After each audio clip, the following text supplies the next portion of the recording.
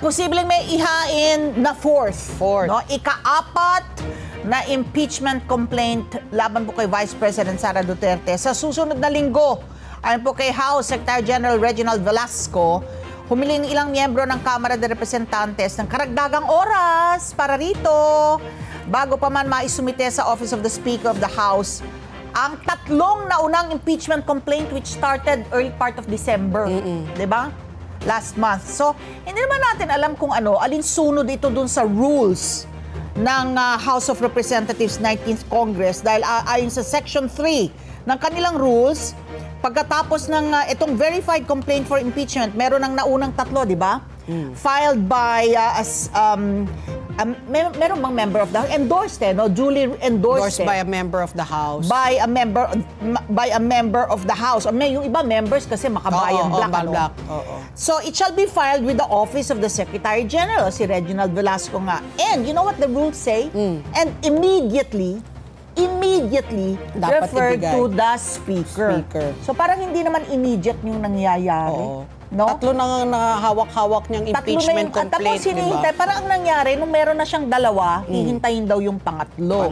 Ngayon na may pangatlo, hihintayin yung pang-apat. So nung meron na siyang tatlo, ang binabalita natin, hihintayin yung pang-apat.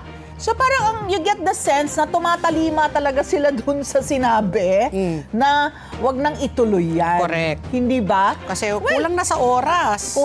Naka-recess sila, di ba? Babalik sila January 13. Nung first part of December, pinag-uusapan natin, naku, wala ng oras. Tsaka di ba nagsabi na si PBBM, she's not important. Oo nga. Actually, yung parang magugulo lang yung bansa. Madidistract na naman yung ating mga legislators.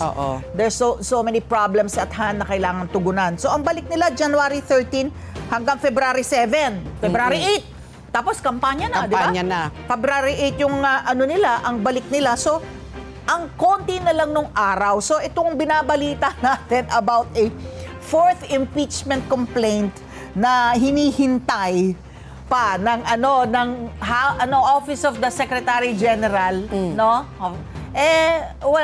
Hindi naman dapat sinasabi immediately.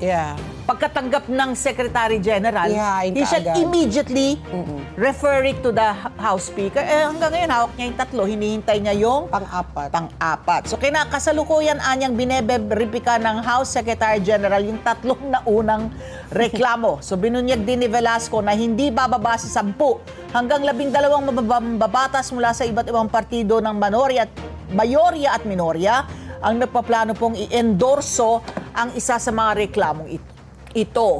At ayon naman po kay Alliance of Concerned Teachers Party List Representative Franz Castro, magpapatawag sila ng pulong ng lahat ng mga nasa likod ng impeachment complaint at ang mga endorser nito sa ikalawa o ikatlong linggo ng Enero.